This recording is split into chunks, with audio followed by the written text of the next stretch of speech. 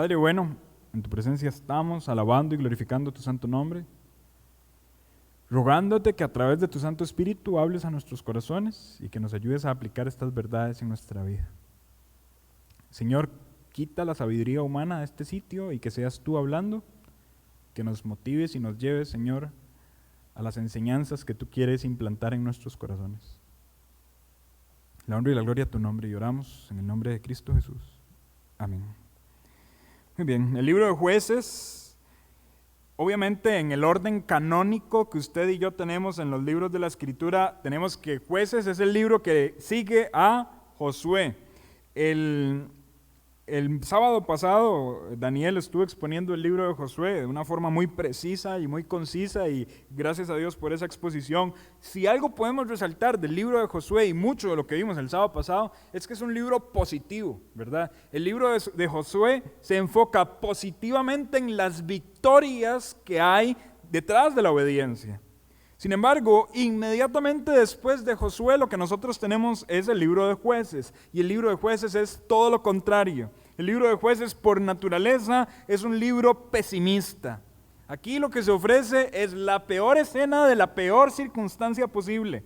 Es la transición del optimismo por la guía de Josué al pesimismo por la desobediencia. Y está muy caracterizado el libro de Jueces porque constantemente aparece una frase que dice, en aquellos días no había rey en Israel, cada quien hacía lo que bien le parecía. De hecho es la última frase de todo el libro. El último versículo del libro de Jueces indica, en aquellos días no había rey en Israel, cada quien hacía lo que bien le parecía.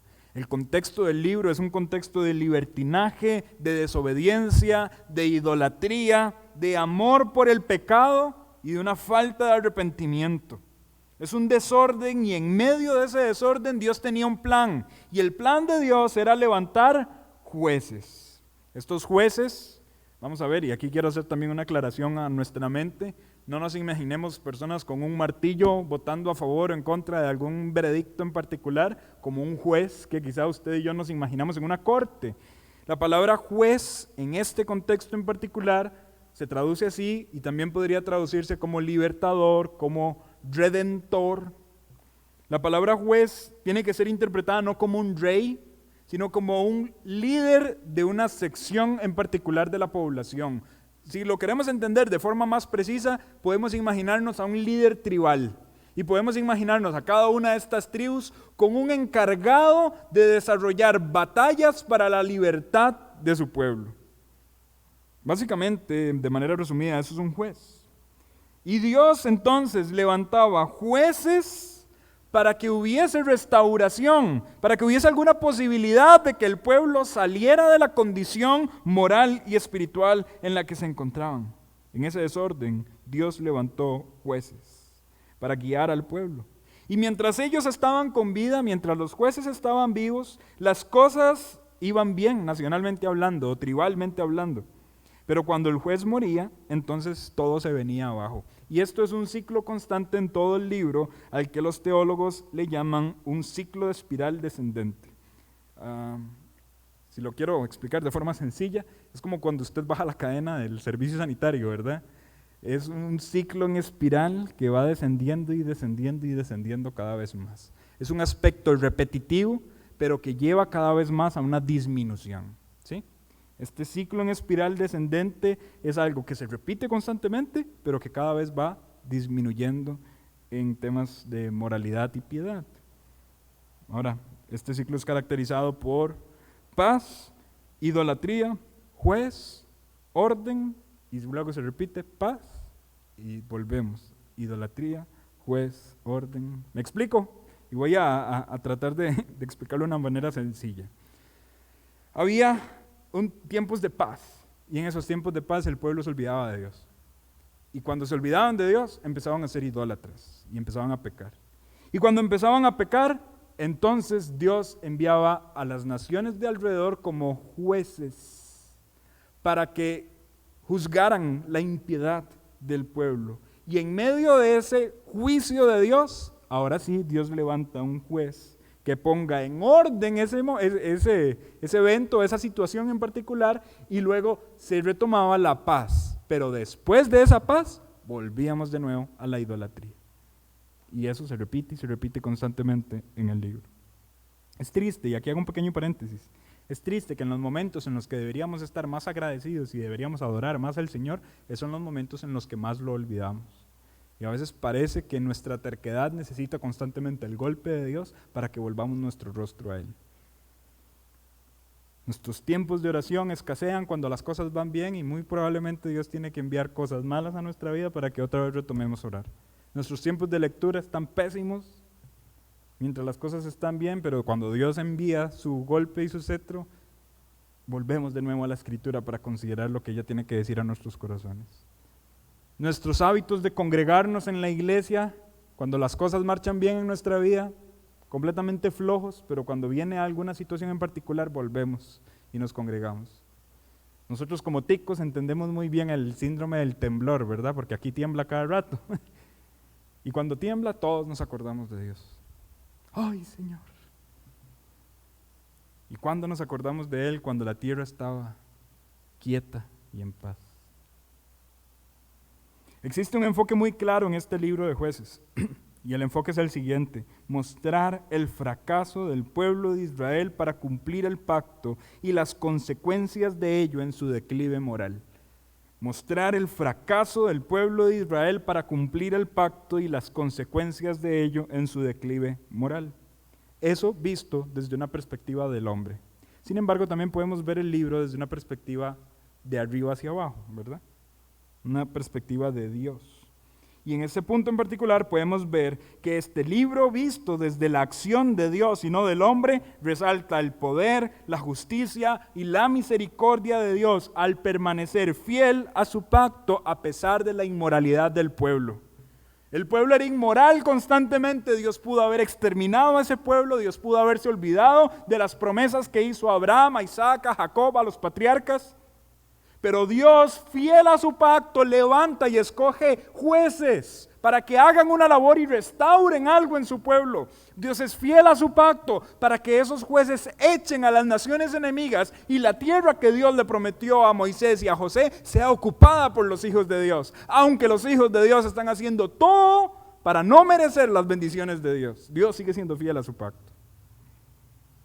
Entonces, visto desde la perspectiva de Dios, este libro resalta el poder, la misericordia y la justicia de un Dios paciente, de un Dios fiel, de un Dios que compasivamente libera a su pueblo en todas las secciones geográficas que había prometido a Josué.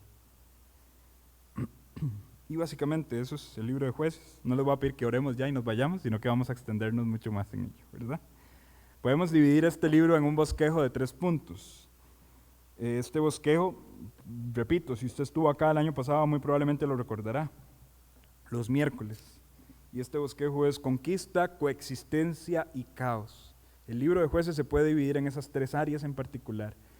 Como lo dije al principio, con una espiral descendente, empezando desde el punto más optimista, pero descendiendo progresivamente al punto más bajo. Esa es la naturaleza del orden en el que está escrito el libro de Jueces, en ir descendiendo cada vez más. Hago esta aclaración porque es importante. El libro de Jueces no está escrito de manera cronológica, sino está escrito de manera racional y temática. ¿A qué me refiero? A que hay una intencionalidad de que el libro exprese que las cosas van cada vez mal, cada vez más mal, ¿verdad? Cada vez peor. Entonces, por tanto, no necesariamente es un libro cronológico. Y aquí hago esta aclaración. Cuando aparecía un juez, no necesariamente ese juez estaba por encima de toda la nación de Israel, sino de un sector en particular de la nación de Israel, el sector norte, el sector sur, el sector occidental, etc. Entonces es muy posible que cuando un juez aparecía, muy probablemente, y es casi un hecho, que ese juez estaba siendo juez en una sección de Israel, mientras otro de los jueces que se menciona acá estaba siendo juez en otro sector de Israel. Y así coexistieron en algún momento, pero nunca se vincularon porque estaban siendo jueces de un sector determinado de la población o del lugar geográfico como tal. ¿Por qué es importante hacer esto? Porque si usted hace un estudio del libro de Jueces y empieza a sacar su yo matemático, ¿verdad? Y su numerólogo escondido dentro del corazón, ¿verdad? Yo no sé si alguna vez usted ha querido ser un numerólogo con la Biblia y empieza a sumar esos años y fechas que aparecen allí. Muy probablemente la cantidad de años que le den como el resultado de sumar, cuando dice, y el pueblo de Israel fue oprimido tantos años por moabitas, amonitas, etc. Y apareció tal rey, tal juez, perdón, y juzgó a Israel durante tantos años. Y entonces el matemático empieza a hacer las sumas de cuánto fue cautivo y cuánto juzgó ese juez en particular, y cuando hacen la suma total va a llegar a unos 450 años. Sin embargo, es muy imposible que haya un periodo de 450 años en el tiempo de los jueces. De hecho, lo más probable y racional es pensar que este tiempo de los jueces abarcó aproximadamente 200 o 300 años del pueblo de Israel. Luego voy a explicar las razones del por qué afirmo esto. Entonces, si empezamos desde el punto más optimista y bajamos hasta el punto más negativo, empezamos por la conquista. Eso es capítulo 1, versículo 1, hasta capítulo 2, versículo 5. Y esa es la primera sección del libro, la conquista, que básicamente es un pequeño resumen de lo que aconteció en el libro de Josué, o cómo finalizó el libro de Josué, y algunas especificaciones de cómo las cosas empezaron a poner mal porque el pueblo de Dios no obedeció las instrucciones de Dios. ¿Cuáles eran las instrucciones? Expulsar a las naciones enemigas y que no quedara ninguno de ellos. Sin embargo, el pueblo de Dios empezó a ser flojo en las instrucciones, en cumplir las instrucciones. Cuando les habían dicho, expúlsenlos a todos, en algún momento tuvieron misericordia de algunos, en algún momento tuvieron una mejor idea que la de Dios y empezaron a hacerlos tributarios, permitieron que se quedaran en sus tierras y les empezaron a cobrar impuestos por vivir allí. Esa es mejor idea. Si usted empieza a hacer la matemática administrativa y dice costo-beneficio, ¿verdad? ¿Para qué matarlos si les podemos cobrar plata por vivir aquí y ganamos más? Empezaron a hacer las cosas a la manera del hombre y no a la manera de Dios. Eso se palpa mucho en este evento, en esta porción en particular, que luego, perdón, que luego tiene mucho que ver con la coexistencia. Es decir, cuando los perdonaron y permitieron que ellos vivieran allí, empezaron a coexistir juntos. Y en el momento en que coexisten, ¿qué pasa? Los dioses de ellos empiezan a ser los dioses de los israelitas, la cultura de ellos empieza a ser la cultura israelita, los hábitos empiezan a ser los hábitos israelitas. Y empieza a haber una confusión en cómo se adora al Dios de la Biblia. Usted ve muchos de los contextos aquí particularmente hablando que se adora a Dios como los paganos adoran a sus dioses. Que se le hacen promesas a Dios como los paganos hacen promesas a sus dioses. Y así usted puede ver el avance. Entonces la primera sección es la conquista, la segunda sección es la coexistencia y el libro termina. Perdón, no mencioné los versículos. La coexistencia sería el capítulo 2, versículo 6, hasta el capítulo 16, versículo 31. Y la última parte del libro, que sería capítulo 17 al 21, es lo que denominamos caos. Los puntos más negros de la historia de Israel hasta el momento están en esos capítulos, 17, 18, 19, 20 y 21. 5 capítulos de tristeza abundante, donde hay historias que hablan de cosas que dejan pues las bocas abiertas acerca de la inmoralidad que está allí, violación a mujeres, a una mujer en particular, un luto de una manera desesperada, donde se hace una mutilación de un cuerpo y se mandan partes del cuerpo a cada una de las regiones de Israel para hacer una protesta por lo que acaba de ocurrir, y todo esto culmina con una guerra civil. Son las partes más oscuras en la historia de Israel hasta el momento. Pecados profundos de inmoralidad, idolatría en su máximo esplendor. Así termina el libro, precisamente, con el caos imperando en esa sociedad. Este bosquejo, como lo dije anteriormente, está escrito en un orden descendente, iniciando con un buen estado de moralidad nacional y terminando en el peor escenario. Y podemos resaltar acá que la parte más optimista del libro se observa bajo el liderazgo de la tribu de Judá. Vamos a Jueces capítulo 1, porque ya hablé mucho y he leído poco. Jueces capítulo 1.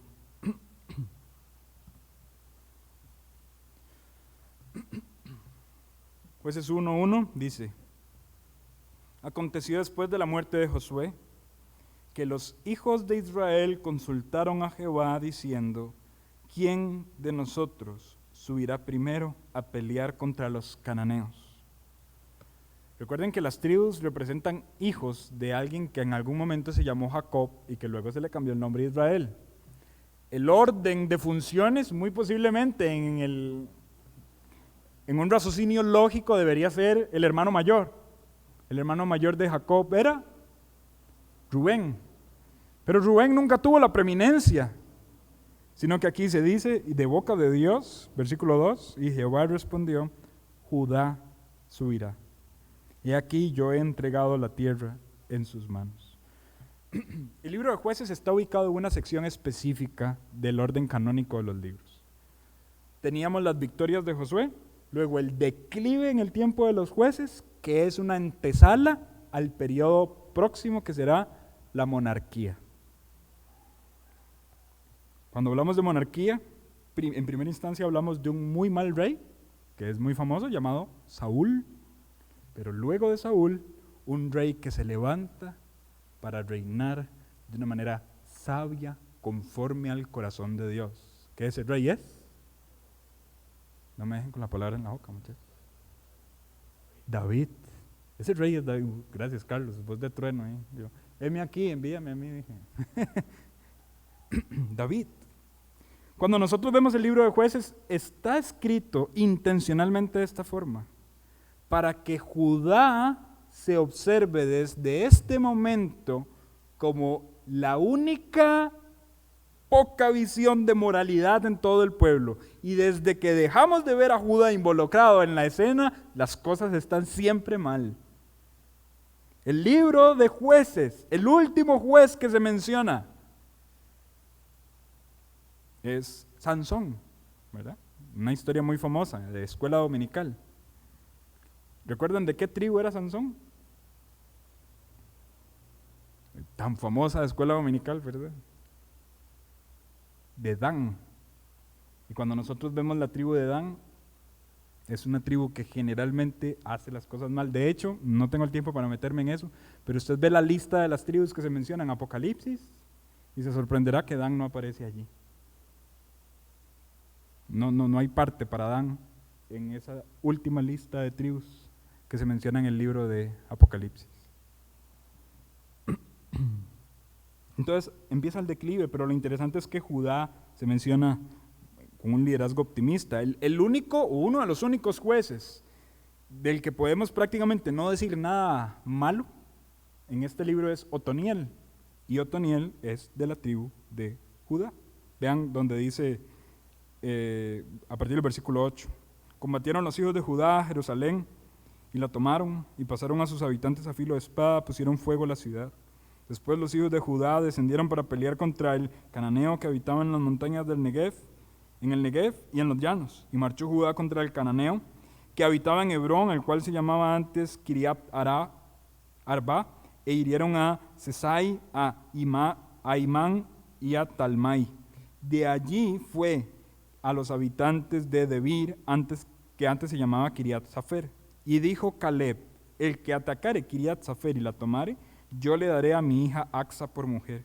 Y la tomó Otoniel, hijo de Cenaz, hermano menor de Caleb, y él dio a su hija Axa por mujer. Y cuando ella se iba con él, la persuadió que pidiese a su padre un campo, y ella se bajó del asno, y Caleb le dijo, ¿qué tienes? Ella entonces le respondió, concédeme un don, puesto que me has dado tierra del Negev, dame también fuentes de agua. Entonces Caleb le dio las fuentes de arriba y las fuentes de abajo. Y esta historia gira alrededor de un juez del que pues prácticamente no se menciona nada malo, ¿verdad? No se menciona algo inmoral en su conducta, pero este juez es de la tribu de Judá. Este juez que está caracterizado por la valentía y este juez que está vinculado con una de las pocas personas que podemos ver en el libro que estaba vinculado con el aspecto positivo del libro anterior. Y este hombre es Caleb. ¿Y se recuerdan quién es Caleb? Es uno de los únicos dos de las generaciones antiguas que logró entrar a la tierra prometida. ¿Por qué? Porque fue uno de esos enviados a ver la tierra que respondió con optimismo y valentía y confianza en el Señor. Solo él y Josué, nada más. Los demás todos dijeron, no, ahí hay gigantes, ahí el asunto nos va a ir mal. Pero Josué y Caleb dijeron, nosotros vamos a ir y lo vamos a tomar, porque el Señor está con nosotros. Y esta es la única referencia positiva que nosotros tenemos en el libro, porque a partir de allí las cosas empiezan a ponerse muy mal, progresivamente hablando. Vean, por ejemplo, versículo 16. Los hijos del Ceneo, suegro de Moisés, subieron a la ciudad de las palmeras con los hijos de Judá, al desierto de Judá, que está en el Negev, cerca de Arad, y fueron y habitaron con el pueblo. Y fue Judá con su hermano Simeón, aquí ya está involucrado Simeón, ¿verdad? No va solo Judá. Y derrotaron al cananeo que habitaba en Cefat, y la asolaron y pusieron por nombre de ciudad Orma. Tomó también Judá a Gaza en su territorio, a Ascalón con su territorio, y Ecrón en su territorio. Y Jehová estaba con Judá, quien arrojó los de las montañas, mas no pudo arrojar a los que habitaban en los llanos, los cuales tenían carros cerrados. A partir de allí ya empezamos a ver el declive. No se puede sacar a los cananeos de donde se tenían que sacar, y esto era una desobediencia con respecto al mandato de Dios. Y aquí empieza a verse las siguientes palabras. Por ejemplo, vean, acompáñenme rápidamente con su vista. Versículo 27, ¿cómo empieza? Tampoco Manasés. Versículo 29, tampoco Efraín. Versículo 30, tampoco Zabulón. Versículo 31, tampoco Aser. Versículo 33, tampoco Neftalí. La palabra predominante ahí es tampoco. O sea, una vez que hubo una tribu que no pudo expulsar a las personas que habitaban allí, las otras tribus tampoco lo hicieron. Algunas porque esos aparentemente eran más poderosos, en el caso de Judá con Simeón porque tenían carros cerrados, pero los otros dice tampoco porque los hicieron tributarios, porque les empezaron a cobrar impuestos, porque empezaron a hacer las cosas a su manera. Y básicamente esto describe esta primera sección, donde hay una conquista, es la sección más optimista del libro. Es la continuación del libro de Josué al libro de Jueces, mostrando las victorias iniciales en la posición de la tierra repartida a Josué antes de su muerte, acompañado de los fracasos de la expulsión en la expulsión de los enemigos. Y esto salta a la sección número 2 del libro, que ya esta segunda sección se enfoca mucho más en la vida de los jueces que usted y yo conocemos. Esta lista de hombres que se concentraron y que Dios levantó para guiar a su pueblo. Algunos muy famosos, como Sansón, como Gedeón, como Jefté, que usted ha escuchado historias de ellos probablemente si asiste a la iglesia desde niño. Las escuelas dominicales constantemente están enseñando estas historias. Algunos no tan famosos, como Samgar, ¿verdad? Que es bastante impopular. Algunos de los que se dicen 2, 3 líneas de la historia de ellos. Algunos de los que se le dedican capítulos enteros. Pero en general, el libro nos habla de la vida de 12 jueces. 12 jueces que Dios levantó para guiar a las tribus, a las ubicaciones específicas donde ellos estaban, para salir de la circunstancia moral en la que ellos se desenvolvían. Lo interesante es que Dios los levanta en un contexto de coexistencia con los pueblos impíos, y en esta coexistencia la cultura de estas naciones impías se impregnó en el corazón del pueblo de Dios. Dios los castigaba por esas razones, por esa idolatría, por esa inmoralidad. Ellos se arrepentían aparentemente hablando. Dios enviaba paz a esas regiones. Y después de esa paz ellos volvían a pecar. Jóvenes, les digo lo siguiente: el dolor por las consecuencias del pecado no necesariamente es arrepentimiento. Y el libro de Jueces es un testimonio de ello. El dolor por las consecuencias del pecado no necesariamente es arrepentimiento. Usted puede estar en un pecado y usted puede empezar a ver las consecuencias de su pecado y empezar a responder contra ese pecado diciendo: ¿por qué estoy aquí? ¿Qué estoy haciendo? Quiero salir de esto. Pero posiblemente, aunque usted tenga esa intención en su corazón, usted no se está arrepintiendo, porque el arrepentimiento es mucho más que el dolor por las consecuencias.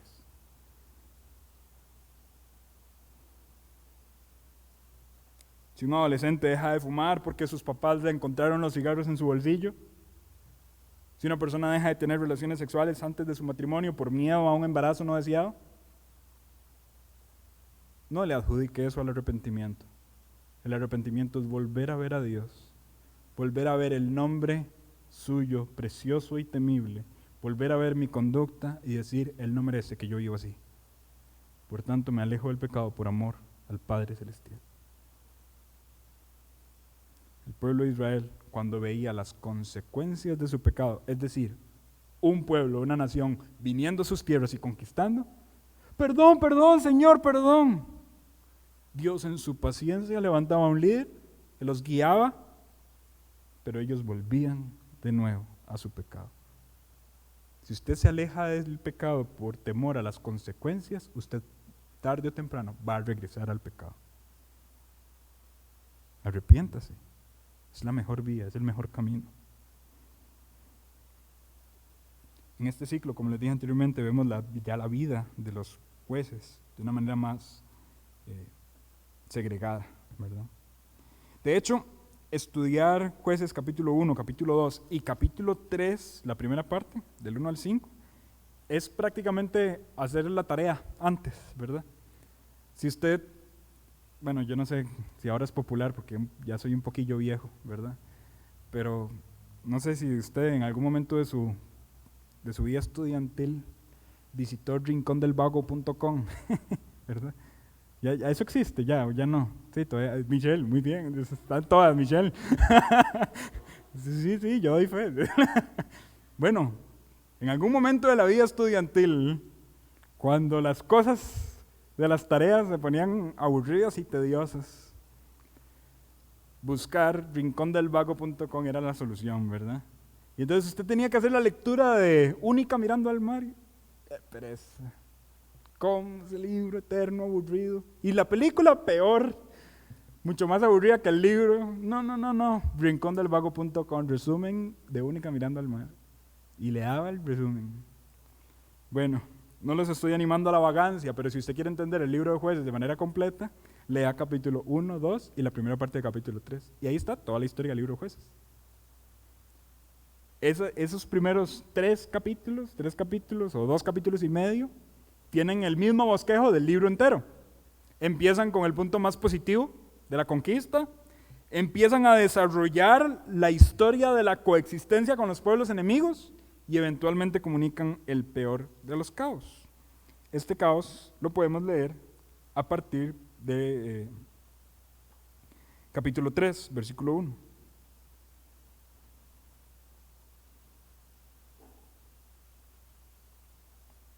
Estas pues son las naciones que dejó Jehová para probar con ellas a Israel, todos aquellos que no habían conocido todas las guerras de Canaán, solamente para que el linaje de los hijos de Israel conociese la guerra, para que la enseñasen a los que antes no la habían conocido.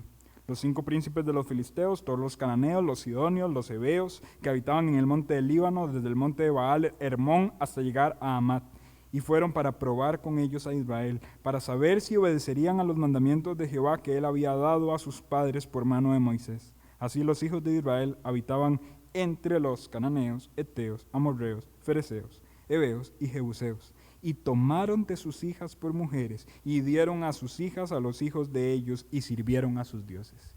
Y ahí está el resumen. Eso básicamente fue la coexistencia y el caos que imperó en esa nación. Pasa algo interesante también, y no quiero dejar de mencionarlo. Vean capítulo 2, versículo 10. Nos da un importante vistazo de algo que imperaba en el corazón de esta nación. Capítulo 2, versículo 10 dice: toda aquella generación también fue reunida a sus padres, y se levantó después de ellos otra generación que no conocía a Jehová ni la obra que él había hecho por Israel. Les pregunto, ¿este versículo se les parece a algo que ya habíamos leído en algún momento de estos estudios? Murió toda una generación y se levantó otra que no conocía a... ¿Recuerdan algún pasaje que los arroje a esto? ¿Perdón? Muy bien, de Éxodo con José. Eventualmente, en algún momento de la historia del relato bíblico, dice que murió una generación que no conocía a... toda una generación, y se levantó otra que no conocía a José, refiriéndose a los egipcios. Los egipcios crecieron y se desarrollaron y ya no se acordaban quién era José, hijo de Jacob, segundo al mando de Egipto. Lo olvidaron, pero eso estaba describiendo a impíos, a personas egipcias. Pero ahora las mismas palabras se usan para describir al pueblo de Dios. Y ya no se olvidaron de José, sino que dice, se olvidaron de Jehová. Se olvidaron de la obra que Él ha hecho por Israel. Dejaron de consultar el pasado y se enfocaron primordialmente en el presente. Dejaron de observar las palabras del pacto y todos los ritos que recordaban el pacto que Dios había hecho con Abraham, Isaac y Jacob. Dejaron eso de lado y se enfocaron y se enfrascaron en su presente. Cuando yo estaba estudiando esta predicación, fue inevitable para mí traer a la mente la vida de jóvenes que se olvidan de los consejos de la Escritura, que se olvidan de la historia del pacto y de las promesas de Dios, enfrascando su vida y concentrando toda su vida solamente en lo que les está pasando hoy. Sus vidas son levantarse, trabajar, ganar plata, gastar plata, acostarse y dormir. Y se olvidan del pacto. Jóvenes que se creen sabios en sus propias fuerzas. Eric Hoffer, un escritor y filósofo estadounidense, dijo la siguiente frase: la enfermedad de nuestra época es que los jóvenes están tan ocupados en enseñar que no tienen tiempo para aprender. Y muchos de ustedes quizás le quieran enseñar a la sociedad que son jóvenes exitosos y valiosos. Quieren enseñar su conocimiento, quieren jactarse y mostrar sus capacidades laborales y su poder adquisitivo, enfocándose simple y sencillamente en el hoy y olvidándose del ayer. Muchachos, jóvenes que están acá, no se concentre tanto en enseñar, concéntrese en aprender. Y la historia del pacto de Dios tiene mucho que enseñarnos. Los errores que se cometieron son los mismos que seguimos cometiendo. Los atributos de Dios que se reflejaron son los mismos atributos que Dios sigue reflejando. Consultemos al pasado. No lo abandonemos. Deje de obsesionarse con enseñar y empiece a obsesionarse con aprender. Porque aquellos que no pueden ser enseñados demuestran que no pueden enseñar.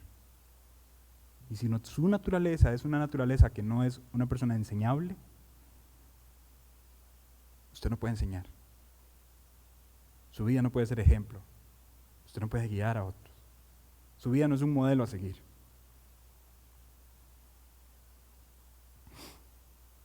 La última sección de este libro, que habíamos hablado un poco de ella, muestra el caos nacional en el que el pueblo se moldeó a las tradiciones idolátricas de los pueblos cercanos y se alejaron de la obediencia a los estatutos divinos. La adoración se hace sin observar lo que Dios exige y la inmoralidad aflora a extremos nunca antes vistos hasta ese momento. Ídolos, violaciones, descuartizaciones, pecados profundos. Y en esa sección es precisamente donde aflora la frase: cada quien hacía lo que bien le parecía. Y ese es el bosquejo del libro de Jueces. Se relata una conquista donde se empezaron a meter en las tierras que Dios les había prometido. Se relata una coexistencia donde no expulsaron el total de las tierras de los pueblos paganos que debían expulsar, y luego se expresa un caos nacional como nunca antes se había visto. Antes de continuar con algunas aplicaciones y algunos textos que quiero leer, voy a mencionar algunas generalidades que no he dicho hasta ahora. Por ejemplo, la fecha de escritura. ¿Es importante que lo tengamos en cuenta? Sí, es importante. La fecha de escritura es claramente después de la muerte de Josué, ¿verdad? Porque se habla de Josué como alguien que ya murió. También debe ser después de la guerra civil. Esos aspectos de la guerra civil lo pueden leer capítulo 20 y capítulo 21, que precisamente es la respuesta nacional por el caso de la violación y de la descuartización de esta persona y cómo todos se van contra la tribu de Benjamín. Tuvo que haber sido después de la guerra civil. Por otro lado, cuando la frase que se menciona en aquellos días no había rey, entonces muy posiblemente cuando se escribió este libro había rey, entonces este libro tuvo que haberse escrito después de Saúl o durante Saúl. Y el hecho de que Jerusalén todavía no haya sido capturada también nos revela que este libro tuvo que haber sido escrito antes de David, porque cuando David empezó a reinar ya Jerusalén había sido capturada y los jebuseos habían sido expulsados. Por tanto, esa es posiblemente una fecha que nosotros podemos aceptar y nos puede arrojar un indicio de un autor, porque el libro no empieza diciendo escrito por fulano, no, pero sí nos da un indicio de quién posiblemente haya sido el autor, y la opción que la mayoría de personas concuerda es que Samuel es el autor del libro. Y precisamente Samuel está registrando parte de la vida que él vivió el periodo de los jueces. De hecho, Samuel fue un juez, que no se menciona en el libro de jueces, sino que se menciona en el libro de 1 Samuel. Y Samuel también vivió el inicio de la monarquía, porque recuerdan, Samuel fue el que fue a donde Saúl y Samuel fue también quien ungió a David. Entonces es la persona idónea para que nosotros pensemos que posiblemente él haya escrito el libro. El periodo que abarca esta historia, como ya lo mencioné anteriormente, tuvo que haber sido 200, mucho, 300 años. Las personas que afirman que fue un periodo de 400 años es porque suman, ¿verdad?, las fechas y da 450. Y porque malinterpretan un versículo. Acompáñenme, por favor, a Hechos capítulo 13. Hechos capítulo 13.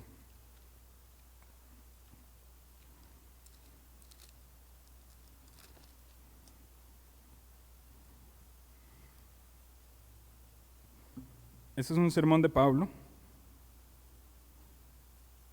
un discurso de Pablo.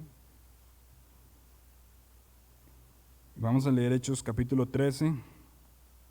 Vamos a leer a partir del versículo 13. Hechos capítulo 13, versículo 13.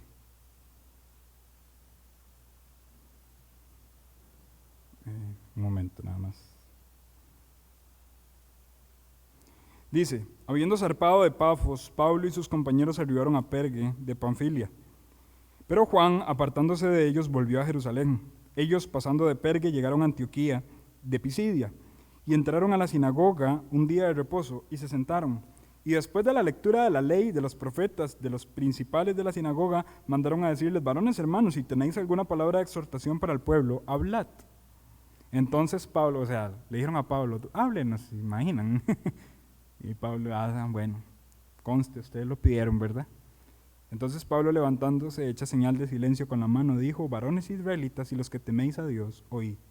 El Dios de este pueblo de Israel escogió a nuestros padres y enalteció al pueblo, siendo ellos extranjeros en la tierra de Egipto, y con brazo levantado los sacó de ella. Y por un tiempo como de 40 años los soportó en el desierto, y habiendo destruido 7 naciones en la tierra de Canaán, les dio en herencia su territorio. Después, como por 450 años, les dio jueces hasta el profeta Samuel. Y me voy a detener ahí. Y alguien dice, ahí está Henry. Ahí dice, por 450 años les dio jueces. No hay nada más que decir. Bueno, no interpretemos tan apresuradamente los textos. Cuando dice, después, como por 450 años, esos 450 años se refieren al relato histórico que estaba mencionando antes. 400 años en Egipto, 40 años en el desierto y aproximadamente 10 años cruzando el Jordán. Esos 450 años hacen referencia a esa etapa. Y después de esos 450 años, les dio jueces. Entiendo las miradas que, ¿en serio, Henry? Es que no parece que el texto esté diciendo eso. Bueno, muy posiblemente no parezca por la versión que estamos leyendo, Reina Valera. Pero esto se soluciona en otra versión. Les diría, si tuvieran más de 5 Biblias aquí, que me acompañen a la otra versión que andan en su bolso, pero probablemente no. Si usted la tiene en su celular, busque este mismo texto en la Biblia de las Américas. Y voy a leer exactamente los mismos versículos que he leído. Voy a leer desde el versículo 16, en Biblia de las Américas. Y dice así, Pablo se levantó y haciendo señal con la mano, dijo, hombres de Israel, vosotros los que teméis a Dios, escuchad. El Dios de este pueblo de Israel escogió a nuestros padres y engrandeció al pueblo durante su estancia en la tierra de Egipto y con brazo levantado los sacó de ella. Y por un periodo de 40 años los soportó en el desierto. Después de destruir 7 naciones de la tierra de Canaán, repartió sus tierras en herencia. Todo esto duró como 450 años. Y después de esto les dio jueces hasta el profeta Samuel. y ¡pum!, se solucionó el dilema con otra versión, ¿verdad? El asunto gramatical aquí en Reina Valera 1960 podría confundir el hecho de que el tiempo de jueces duró 450 años, pero esto no pudo haber sido así. ¿Por qué? Primera de Reyes, capítulo 6, muy rápidamente, ya para terminar este elemento. Primera de Reyes, capítulo 6.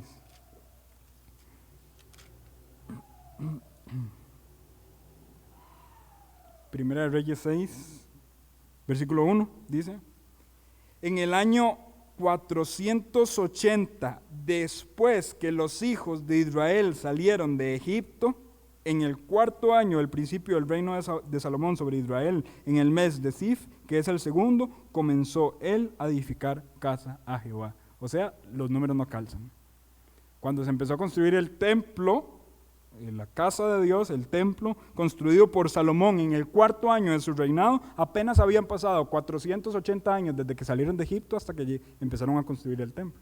Entonces, si de esos 480 años, 450 son de jueces, estamos hablando que solo en 30 años ocurrió el reinado, Samuel como juez, el reinado de Saúl, el reinado de David y los primeros 4 años de Salomón.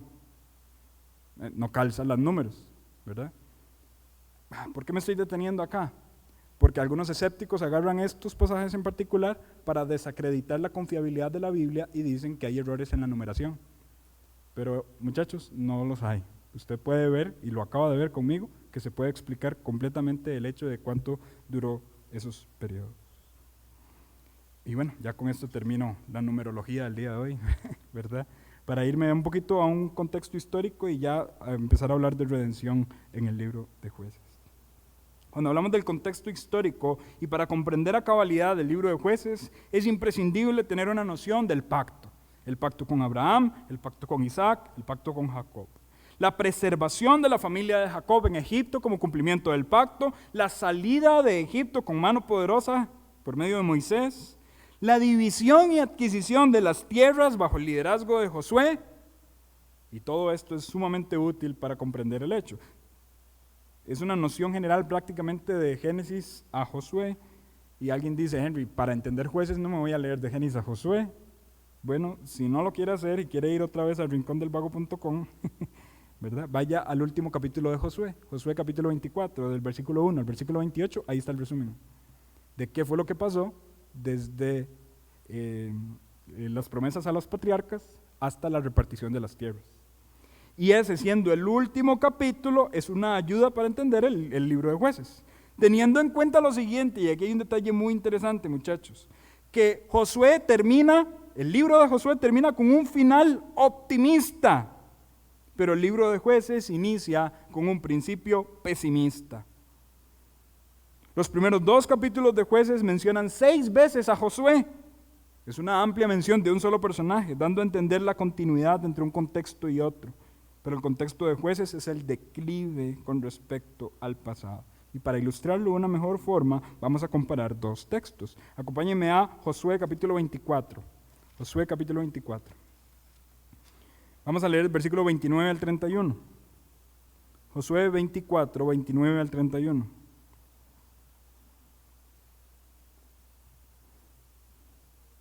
Dice Josué 24, 29 al 31. Después de estas cosas murió Josué, hijo de Num, siervo de Jehová, siendo de 110 años. Y lo sepultaron en su heredad en Timnat Sera, que está en el monte de Efraín, al norte del monte de Gaas. Y sirvió Israel a Jehová todo el tiempo de Josué y todo el tiempo de los ancianos que sobrevivieron a Josué, que sabían todas las obras que Jehová había hecho por Israel. Pregunta sencilla de comprensión de lectura. ¿El lenguaje acá es optimista o pesimista? Es optimista. Sirvieron a Dios, seguían la palabra. Ahora, este mismo relato, pero ahora escrito en el libro de Jueces, vean cómo suena. Jueces capítulo 2 del 6 en adelante. Jueces 2 del 6 en adelante. Es exactamente la misma historia, pero contada en otro libro, ¿sí? Dice, versículo 6. porque ya Josué había despedido al pueblo y los hijos de Israel se habían ido cada uno a su heredad para poseerla. Y el pueblo había servido a Jehová todo el tiempo de Josué y todo el tiempo de los ancianos que sobrevivieron a Josué, los cuales habían visto las grandes obras de Jehová que él había hecho por Israel. Pero murió Josué, hijo de Nun, siervo de Jehová, siendo de 110 años. Lo sepultaron en su heredad en Timnat Sera, en el monte de Efraín, en el monte de Gaas, y toda aquella generación también fue reunida con sus padres, y se levantó después de ellos otra generación que no conocía a Jehová, ni la obra que él había hecho por Israel. Después los hijos de Israel hicieron lo malo ante los ojos de Jehová y sirvieron a Baales, dejaron a Jehová el Dios de sus padres que los había sacado de la tierra de Egipto y se fueron tras otros dioses, los dioses de los pueblos que estaban a sus alrededores, a los cuales adoraron y provocaron a ira a Jehová y dejaron a Jehová y adoraron a Baal y a Astarot. La misma pregunta. ¿El énfasis del lenguaje aquí es optimista o pesimista? Pesimista. Y esto está marcando un hito. Abandonaron las buenas prácticas de aquella generación y empezaron a parecerse a los pueblos con los que vivían. Muchachos, como se los dije anteriormente, consulte el pasado, pero por otro lado, rodéese de gente que tenga en alta estima el pacto de Dios. Porque la coexistencia de Israel con las naciones paganas fue un factor clave para su declive moral. Pregunta básica y sencilla: ¿quiénes son sus amigos? ¿Quiénes son sus consejeros cercanos? Si usted se siente triste, ¿a quién le manda un mensaje?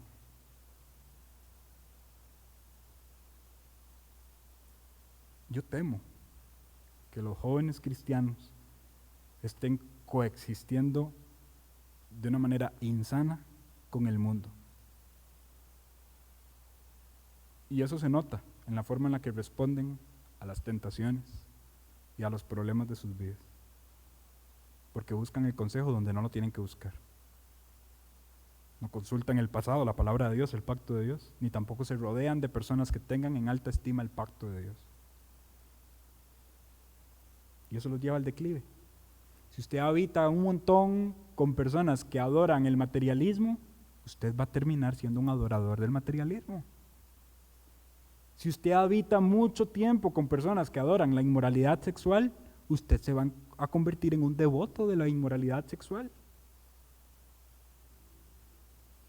De la misma forma en la que estas personas empezaron a adorar dioses de los pueblos paganos que estaban con ellos, coexistiendo, si usted, joven, coexiste con el mundo, usted va a empezar a abrazar esos hábitos. Cuidado, aléjese. Es un principio básico de la adoración cristiana, la separación del cristiano y el mundo.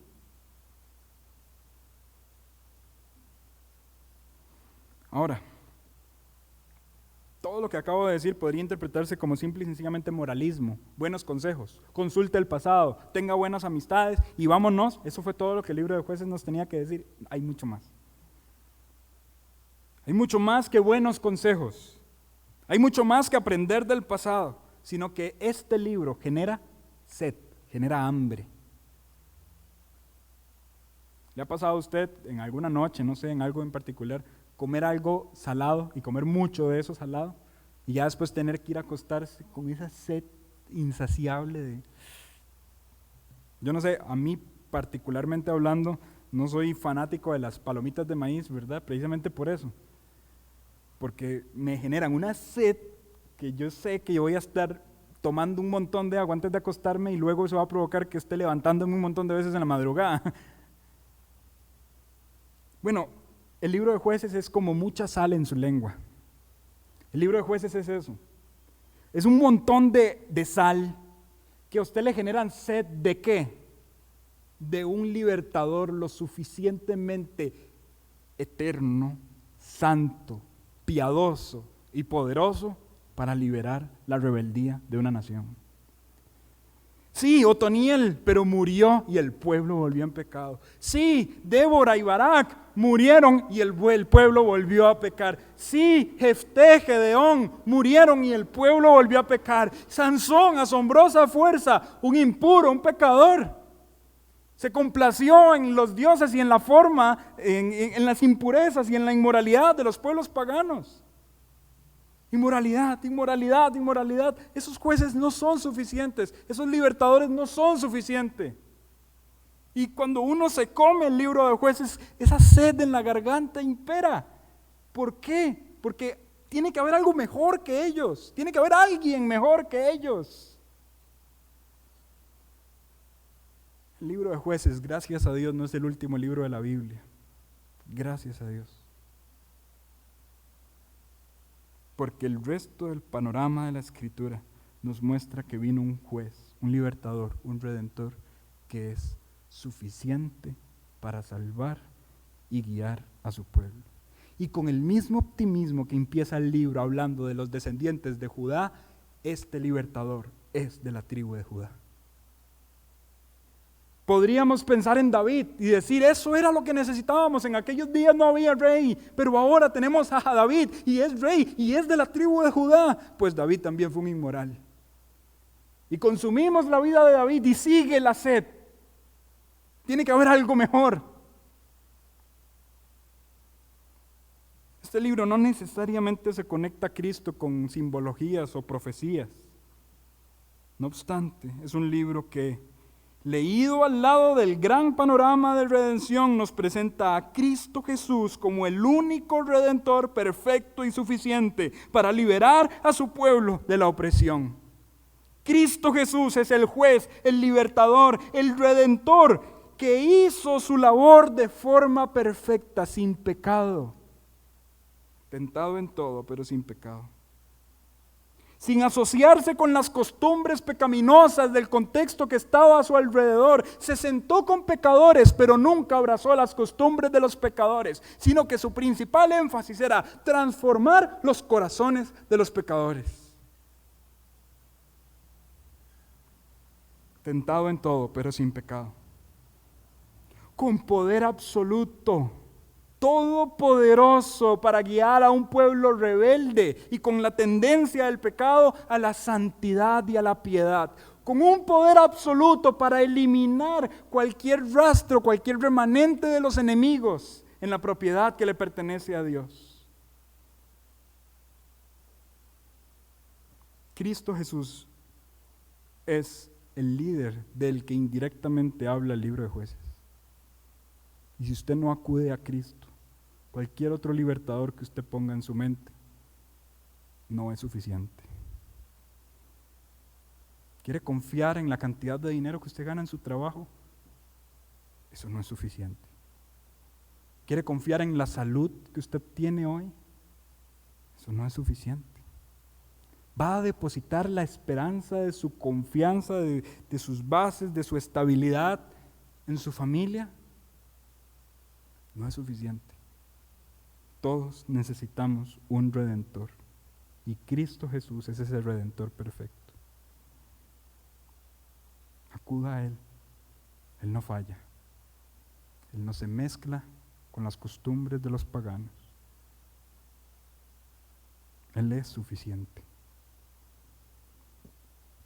Por otro lado, la redención también es aplicada por medio de la predicación del Evangelio, y esto es un punto en particular en el que debemos detenernos. ¿Cómo la redención es aplicada en el corazón de un impío?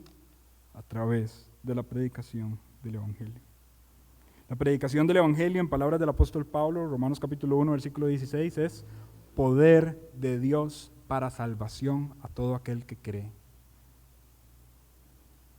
Si Cristo Jesús es el Redentor, el Evangelio y la evangelización es el medio para llevar ese Redentor a los corazones de los impíos, porque a Dios le plació salvar por medio de la locura de la predicación. Dios pudo haber salvado con cualquier otro método que en su mente Él hubiese destinado, pero a Él le plació salvar por medio de la locura de la predicación. La predicación del Evangelio implica la exposición del pacto divino. Olvidar el mensaje del pacto es alejarse de las posibilidades de salvación. Desechar el mensaje del pacto es alejarse de la posibilidad de ser salvo. Generalmente hablamos del pacto de forma dividida, como antiguo pacto y nuevo pacto, y está bien teológicamente hablando, pero hermanos, también tenemos que entender que el pacto es uno. El pacto es un mensaje unificado en el cual Dios constantemente a través de toda la Escritura ha querido enviar a Cristo Jesús para redención. Algunas personas, y perdón el tico, macheteando la Biblia, dicen que en el Antiguo Testamento la gente era salva por obras y en el Nuevo Testamento la gente es salva por fe. Esto es una invalidación en la unidad del pacto, porque siempre las personas han sido salvas por medio de la fe. Y si no me cree a mí, vaya al argumento del apóstol Pablo con respecto a la salvación de Abraham. Abraham creyó y le fue contado por justicia. Su acto de creer, su fe, su arrepentimiento fueron la causa de su salvación. No haber sido circuncidado. Porque ¿cuándo creyó Abraham? Dice Pablo en Romanos. No en la circuncisión, sino en la incircuncisión. O sea, ser judío, simbolizado a través de la circuncisión, no fue la salvación de Abraham. Su fe fue la salvación. El Evangelio se predica para que las personas crean en él. El Evangelio es la exposición del pacto de Dios. Y olvidar el mensaje del pacto es alejarse de la posibilidad de salvación. Y precisamente eso fue lo que hizo Israel. Olvidaron a Jehová, se concentraron en su presente. Jóvenes, el pasado es un medio de gracia para la aplicación de la redención y el crecimiento en santidad. El pasado no es algo que debamos desechar. El pasado es algo útil para la aplicación de la redención y para el crecimiento en santidad. Ya lo dije al principio, pero lo vuelvo a repetir. Una de las peores enfermedades de la juventud es que no quieren ser enseñados, solo quieren enseñar. No quieren ser enseñables. Me gustaría preguntarle lo siguiente: ¿cómo está su relación con otros jóvenes de la iglesia? Y usted diría, bien, Henry, excelente. Ahora, te cambio un poco la pregunta. ¿Cómo está su relación con adultos de la iglesia? ¿Está usted dispuesto a sentarse a escucharlos? Usted diría, Henry, ¿qué tiene que ver esto con la redención? Mucho, porque desechar el consejo del pasado alejó a Israel de la cercanía al mensaje del pacto. La redención es aplicada a través de la predicación del Evangelio, y para que el Evangelio se siga predicando, tenemos que escuchar al pasado. Este jueves, esta semana, empezaron las reuniones acá en la iglesia de Años Dorados. Los adultos mayores, ¿verdad?, que vienen y tienen un tiempo en el que disfrutan, en el que se comen un almuerzo, hay predicación, cantamos con ellos. Yo disfruté tanto este jueves.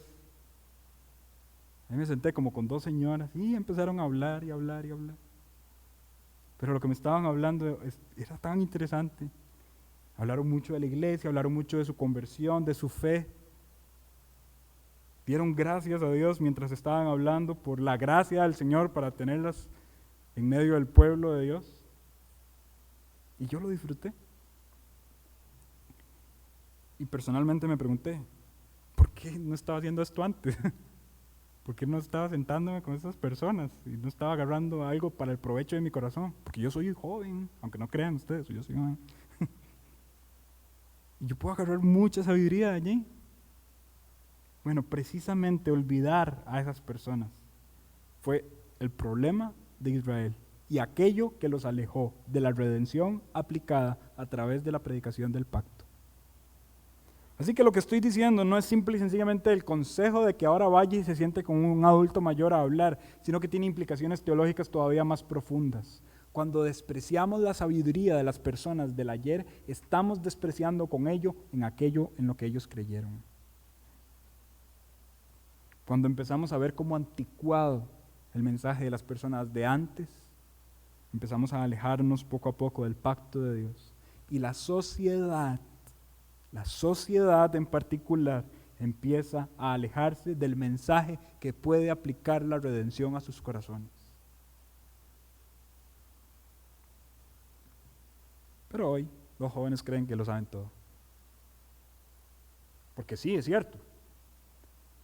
A su mamá se le bloquea el teléfono y usted muy posiblemente lo va a poder desbloquear. Es cierto. Porque sí, un virus en la computadora de su tía, usted lo va a poder eliminar. Sí, es cierto. Pero hay sabiduría del ayer que nosotros no tenemos. Y hacemos mal en despreciar esa sabiduría. Especialmente aplicada al conocimiento de la Escritura y del pacto de Dios. Vuelvo a ese punto porque hago énfasis en el tema de la redención. Cuidado. Porque precisamente este es el error que ha llevado a muchos grupos religiosos y personas que no merecen ser llamadas iglesias a inventar otra teología por no querer abrazar la teología del ayer. Esto es lo que muy comúnmente nuestra sociedad llama progresismo. Y el progresismo no es sino más que todo lo que se hacía antes está mal y tenemos que cambiar todo para que todo lo que se haga ahora esté bien. Eso es el progresismo. Aplíquelo a política, cultura, a lo que usted quiera, eso es progresismo. Todo lo que se está haciendo está mal, tenemos que hacer todo de nuevo y eso está metiéndose en la iglesia de Dios. Y ahora el pensamiento juvenil quiere involucrarse en el plan de redención, diciendo mentiras en sus púlpitos. Particularmente, usted lo puede ver, y si quiere googlear después de esta predicación, vaya a googlear en aquello que en América del Sur y ahora en América Central está muy famoso, y se llama la teología de la liberación, ¿verdad? Y esta famosa teología prácticamente usa frases como las siguientes: no idolatre la Biblia, el centro de la iglesia no debe ser la Biblia. ¿Es en serio? ¿Es en serio? ¿Hay alguna posibilidad de idolatrar la Biblia cuando la Biblia es la palabra de Dios? Cuando Jesucristo dijo, santifícalos en tu verdad, tu palabra es verdad. ¿Podría yo pecar por estudiar mucho la Biblia? Es que la letra mata. Texto fuera de contexto, dicho sea de paso. Dios es más relación. ¿Cómo puedo yo tener relación con Dios sin teología? Sin no preguntarme quién es Él y cómo es Él. ¿Cómo puedo yo tener una relación yo, y lo aplico de esta forma simbólica, una relación efectiva con mi esposa si no la conozco? ¿Cómo puedo yo agradarle si no me preocupo por conocerla y entenderla? Si yo el 14 de febrero le llego a mi esposa con un ramo de flores, ella lo primero que me va a decir es, Henry, ¿cuánto le costó?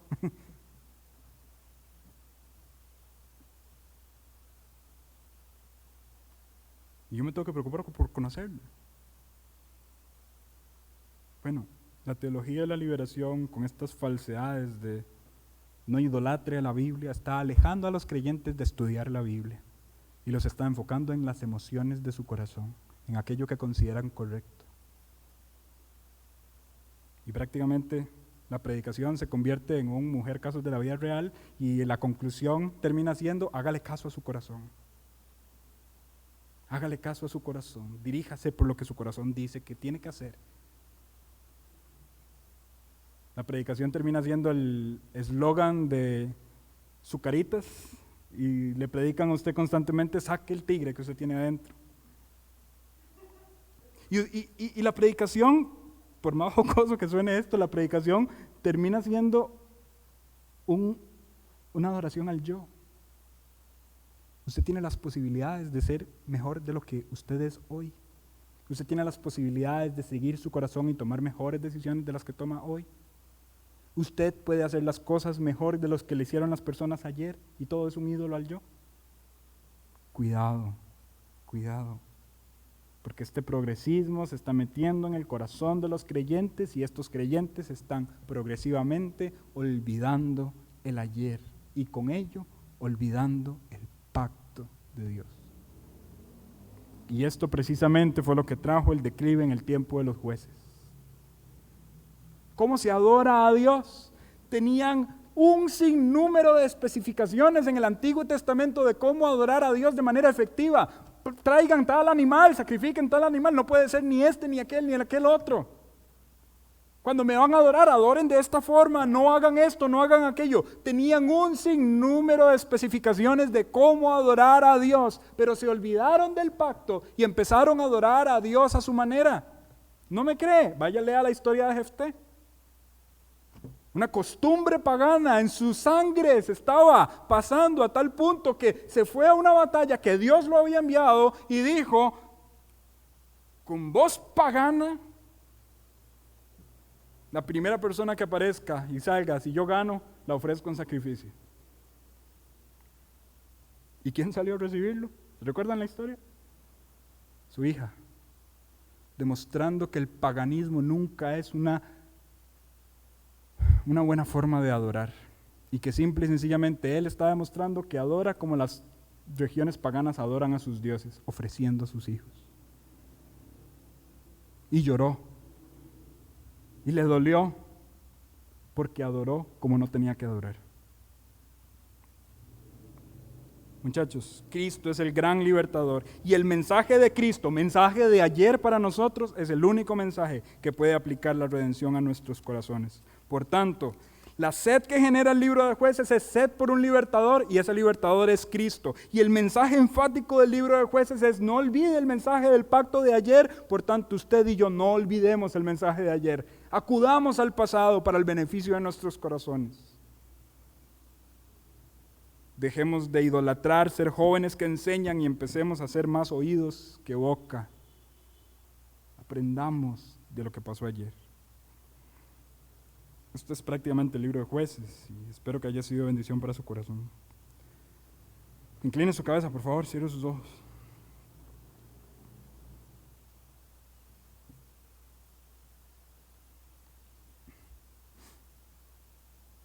Vamos a orar. Padre Celestial, perdón. Si en nuestras vidas se está viendo replicados los errores que cometió tu pueblo en este periodo de la historia. Perdón si nos estamos alejando del pacto del Evangelio. Perdón si estamos depositando nuestra confianza en un libertador que no eres tú.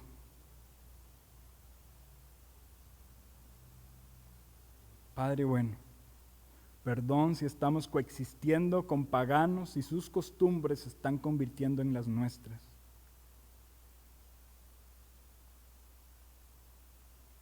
Perdón si estamos siendo flojos a la hora de expulsar de nuestras vidas aquello que no te honra ni te glorifica.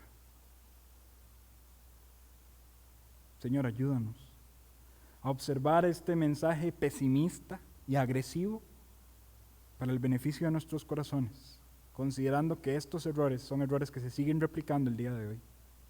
Y más aún, si hay alguien acá en condición de incredulidad, Señor, ayúdala a entender que el único libertador que es suficiente y poderoso para guiar su alma a la eternidad eres tú.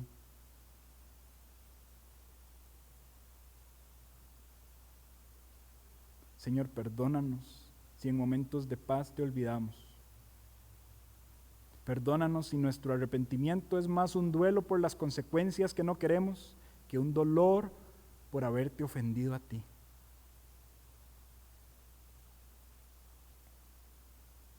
Señor, ayúdanos a ser guiados por tu liderazgo y considerarte siempre el juez, libertador, redentor, Señor de nuestras vidas. La honra y la gloria sea para tu nombre, Señor. Y oramos en el nombre de Cristo Jesús. Amén.